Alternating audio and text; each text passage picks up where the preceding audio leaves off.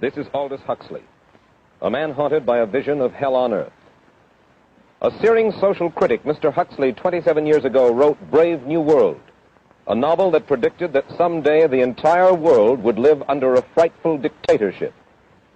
Today, Mr. Huxley says that his fictional world of horror is probably just around the corner for all of us. We'll find out why in a moment. The Mike Wallace Interview, presented by the American Broadcasting Company in association with the Fund for the Republic, brings you a special television series discussing the problems of survival and freedom in America. Good evening. I'm Mike Wallace. Tonight's guest, Aldous Huxley, is a man of letters, as disturbing as he is distinguished. Born in England, now a resident of California, Mr. Huxley has written some of the most electric novels and social criticism of this century. He's just finished a series of essays called Enemies of Freedom, in which he outlines and defines some of the threats to our freedom in the United States. And Mr. Huxley, right off the bat, let me ask you this. As you see it, who and what are the enemies of freedom here in the United States? Well, I don't think you can say who in the United States. I don't think there are any sinister persons deliberately trying to rob people of their freedom. But I do think, first of all, that there are a number of impersonal forces which are pushing in the direction of less and less freedom. And I also think that there are a number of technological devices which anybody who wishes to use can use to accelerate this process of going away from freedom, of imposing control. Well, what are these forces and these devices, Mr. Huxley?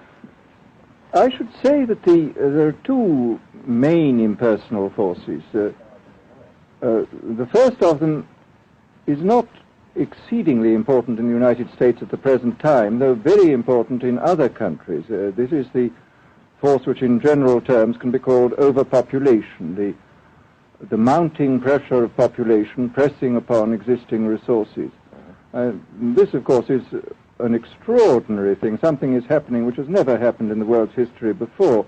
I mean, let's just take a simple fact that between the time of the birth of Christ and the landing of the Mayflower, the population of the Earth doubled. It rose from 250 million to probably 500 million. Today, the population of the Earth is rising at such a rate that it will double in half a century. Well, why should overpopulation work to diminish our freedoms?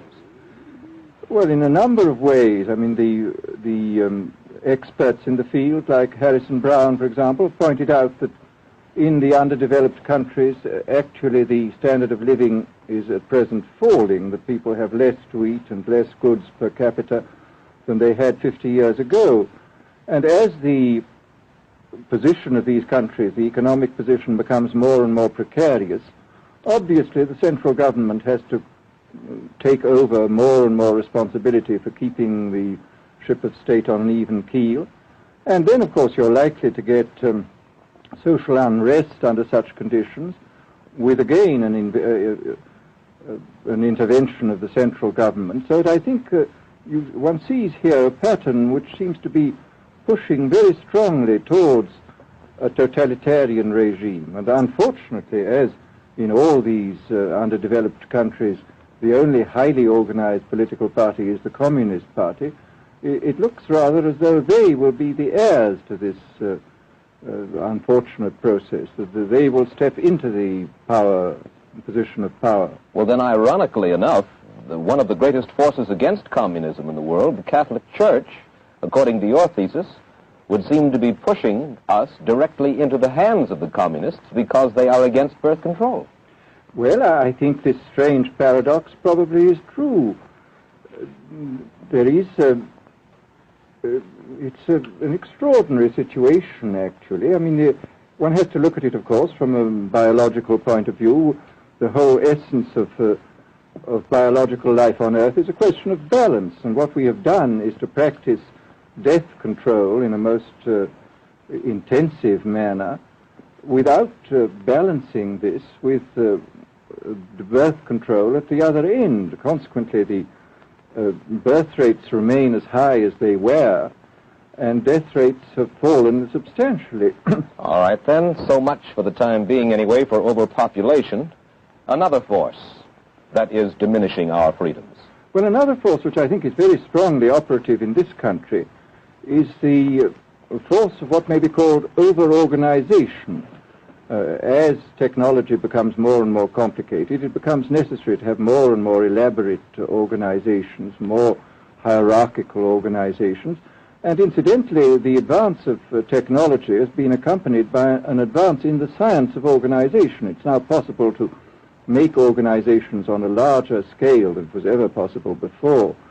And so that you have more and more people living their lives out as subordinates in these hierarchical systems controlled by bureaucracies, either the bureaucracies of big business or the bureaucracies of big government.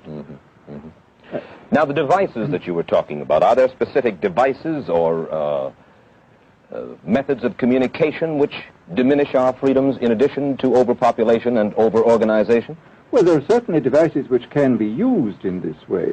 I mean, let us take, after all, a piece of very recent and very painful history is the propaganda used by Hitler, which was incredibly effective. I mean, what were Hitler's methods? Hitler used terror on the one kind, brute force on the one hand, but he also used a very efficient form of propaganda, which he was using every modern device at that time. He didn't have TV, but he had the radio, which he used to the fullest extent, and was able to impose his will on an immense mass of people. I mean, the Germans were a highly educated people.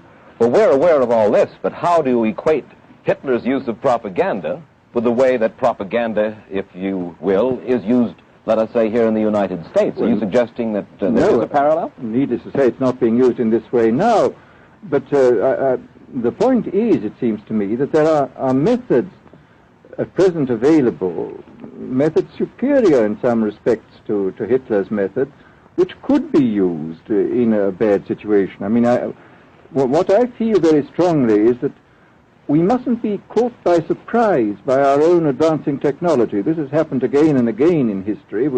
Technology has advanced, and this changes social conditions, and suddenly people have found themselves in a situation which they didn't foresee and doing all sorts of things they didn't really want to do. Well, now, what do you mean? Do you mean that we develop our television, but we don't know how to use it correctly? Is that the point that you're making? Well, at present, the television, I think, is being used quite harmlessly. It's being used, I think, I would feel it's being used too much to distract everybody all the time. But, I mean, imagine, which must be the situation in all communist countries, where the television, where it exists, is always saying the same thing the whole time, is always driving along. It's not creating a wide front of distraction, it's creating a one-pointed drumming in of a single idea all the time. It's obviously an immensely powerful instrument. So you're talking about the potential misuse of the instrument. Exactly. We have, after all technology is in itself morally neutral.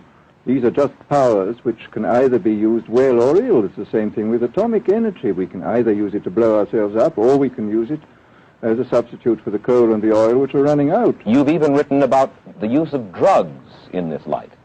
Well, now, this is a very interesting subject. I mean, in this book that you mentioned, this book of mine, Brave New World, I postulated a substance called soma, which was a very versatile drug. It would make people feel happy in small doses. It would make them see visions in medium doses, and it would send them to sleep in large doses.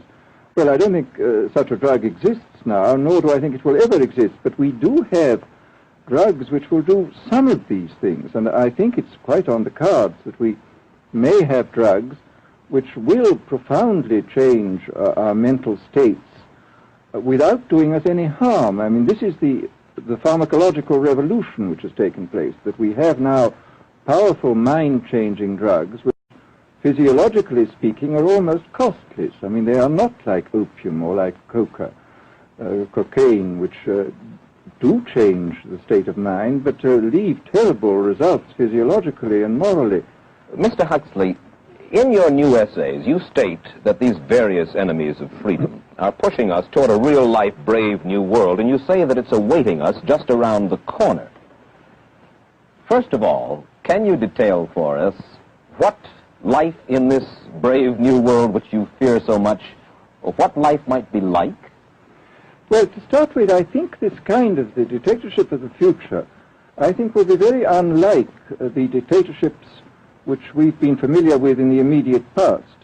I mean, take another book prophesying the future, which was a very remarkable book, George Orwell's 1984. Well, this book was written at the height of the Stalinist regime and just after the Hitler regime. And there he foresaw a dictatorship using entirely the methods of terror, the methods of physical violence. Now, I think what is going to happen in the future is the dictators will find, as the old saying goes, that you can do everything with bayonets except sit on them. That if you want to preserve your power indefinitely, you have to get the consent of the ruled. And this they will do partly by drugs, as I foresaw in Brave New World, partly by these new techniques of propaganda. They will do it by bypassing the sort of rational side of man and appealing to his subconscious and his deeper emotions and his physiology even, and so making him actually love his slavery. I mean, I think this is the danger, that actually people may be in some ways happy under the new regime, but they will be happy in a situation where they oughtn't to be happy. But let me ask you this. You're talking about a world that could take place within the confines of a totalitarian state. Let's become more immediate, more urgent about it. We believe, anyway, that we live in democracy here in the United States. Do you believe that this brave new world that you talk about could, let's say in the next quarter century, the next century, could come here to our shores? I think it could. I mean, that's why I feel it's so extremely important here and now to start thinking about these problems, not to let ourselves be taken by surprise by the new advances in technology. I mean, for example, in regard to the use of the drugs, we know there's enough evidence now for us to be able, on the basis of this evidence and using a certain amount of creative imagination, to foresee the kind of uses which could be made by people of bad will with these things, and to attempt to forestall this. And in the same way, I think with these other methods of propaganda, we can foresee and we can do a good deal to forestall. I mean, after all, the price of freedom is eternal vigilance. You write in Enemies of Freedom, you write specifically about the United States. You say this, writing about American political campaigns. You say, all that is needed is money and a candidate who can be coached to look sincere. Political principles and plans for specific action have come to lose most of their importance. The personality of the candidate, the way he is projected by the advertising experts, are the things that really matter. Well, this is, during the last campaign, there was a great deal of this kind of statement by the advertising managers of the campaign parties, this idea that the candidates had to be merchandised as though they were soap or toothpaste, and that you had to depend entirely on the personality. I mean, the personality is important, but there are certainly people with an extremely amiable personality, particularly on TV, who might not necessarily be very good in positions of political trust.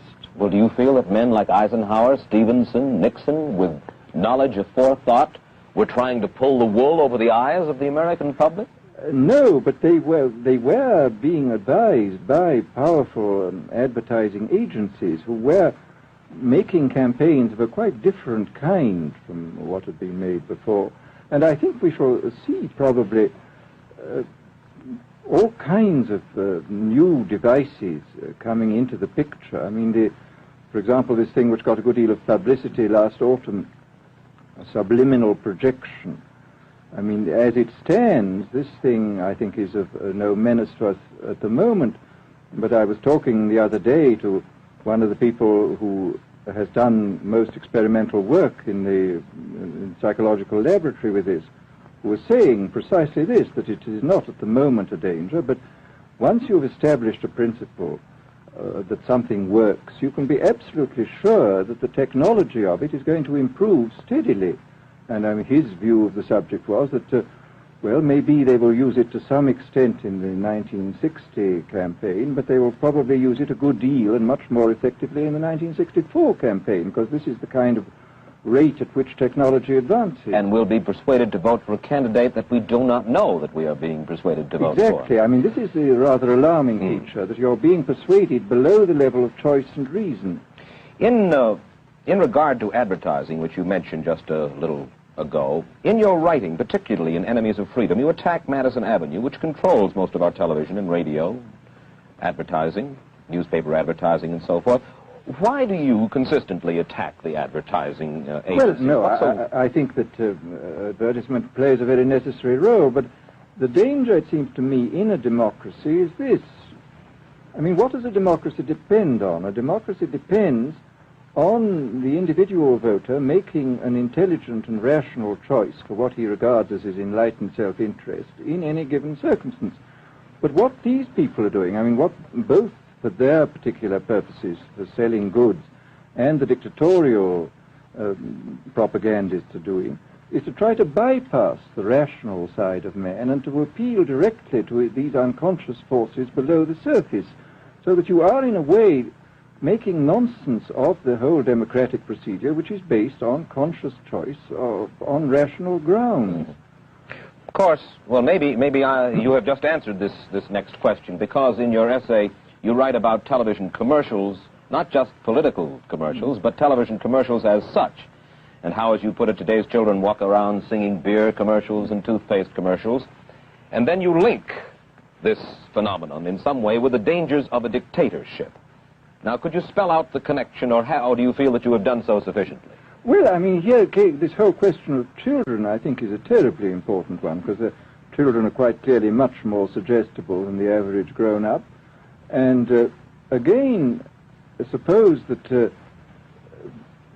that for one reason or another all the propaganda was in the hands of one or very few agencies, you would have an extraordinarily powerful force playing on these children, who after all are going to grow up and be adults quite soon. I do think that this is not an immediate threat, but it remains a possible threat. And you said something to the effect in your essay that the children of Europe used to be called cannon fodder, and here in the United States they are television and radio fodder. Well, after all, you can read in the trade journals the most lyrical accounts of how necessary it is to get hold of the children, because then they will be loyal brand buyers later on. Mm-hmm. But, I mean, again, you just translate this into political terms. The dictator says they will be loyal ideology buyers when they're grown up. We hear so much about brainwashing as used by the communists. Do you see any brainwashing other than that which we've just been talking about that is used here in the United States? Other forms of brainwashing? Not in the form that has been used in China and in Russia, because this is essentially the application of propaganda methods, the most violent kind, to individuals. It's not a shotgun method like the advertising method. It's a way of getting hold of the person and playing both on his physiology and his psychology till he really breaks down, and then you can implant a new idea in his head. I mean, the descriptions of the methods are really blood-curdling when you read them, and not only the methods applied to political prisoners, but the methods applied, for example, to the training of the young communist administrators and missionaries. They receive an incredibly tough kind of training, which causes about 25% of them to break down or commit suicide, but produces 75% of completely one-pointed fanatics. The question, of course, that keeps coming back to my mind is this. Obviously, politics in themselves are not evil. Television is not in itself evil. Atomic energy is not evil. And yet you seem to fear that it will be used in an evil way. Why is it that the right people will not, in your estimation, use them? Why is it that the wrong people will use these various devices and for the wrong motives? Well, I think one of the reasons is that these are all instruments for obtaining power, and obviously the passion for power is one of the most moving passions that exist in man, and after all, all democracies are based on the proposition that power is very dangerous and that it's extremely important not to let any one man or any one small group have too much power for too long a time. After all, what are the British and American constitutions except devices for limiting power? And all these new devices are extremely efficient instruments for the imposition of power by small groups over larger masses. Well, you ask this question yourself in Enemies of Freedom. I'll put your own question back to you. You ask this: in an age of accelerating overpopulation, of accelerating overorganization, and ever more efficient means of mass communication, how can we preserve the integrity and reassert the value of the human individual? You put the question. Now here's your chance to answer it, Mr. Huxley. Well, this is obviously, first of all, it's a question of education. I think it's terribly important to insist on individual values. I mean, there is a tendency, as you probably read a book by White, The Organization Man, a very interesting, valuable book, I think, where he speaks about the new type of group morality, group ethic, which speaks about the group as though the group was somehow more important than the individual. But this seems, as far as I'm concerned, to be in contradiction with what we know about the genetical makeup of human beings, that every human being is unique. And it is, of course, on this genetical basis that the whole idea of the value of freedom is based. And I think it's extremely important for us to stress this in all our educational life. And I would say it's also very important to teach people to be on their guard against the sort of verbal booby traps into which they're always being led, to analyze the kind of things that are said to them. Well, I think there is this whole educational side, and I think there are many more things that one could do to strengthen people and to make them more aware of what was being done. You're a prophet of decentralization. Well, yes, if this is feasible. It's one of the tragedies, it seems to me. I mean, many people have been talking about the importance of decentralization in order to give back to the voter a sense of direct power. I mean, the voter in an enormous electorate feels quite impotent, and his vote seems to count for nothing. This is not true where the electorate is small and where he is dealing with a group which he can manage and understand. And if one can, as Jefferson, after all, suggested, break up the units into smaller and smaller units and so get a real self-governing democracy. Well, that was all very well in Jefferson's day, but how can we revamp our economic system and decentralize and at the same time meet militarily and economically the tough challenge of a country like Soviet Russia?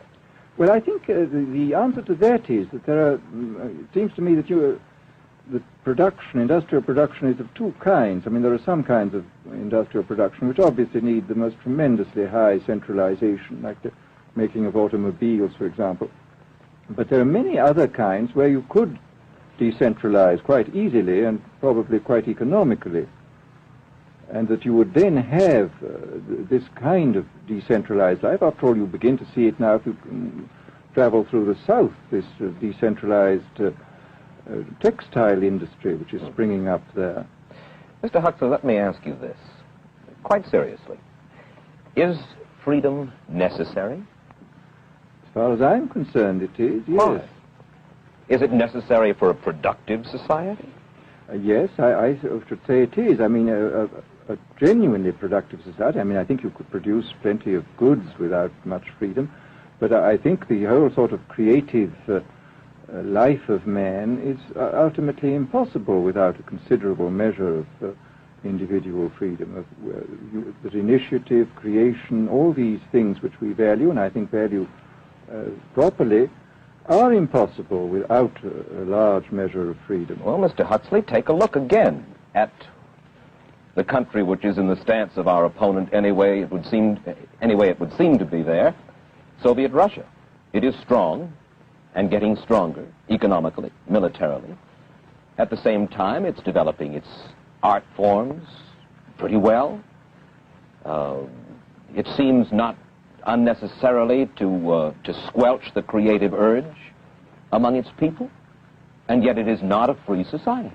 It's not a free society, but here is something very interesting, that those members of the society, like the scientists who are doing the creative work, are given far more freedom than anybody else. I mean, it's a privileged aristocratic society in which, provided that they don't poke their noses into political affairs, these people are given a great deal of prestige, a considerable amount of freedom, and a lot of money.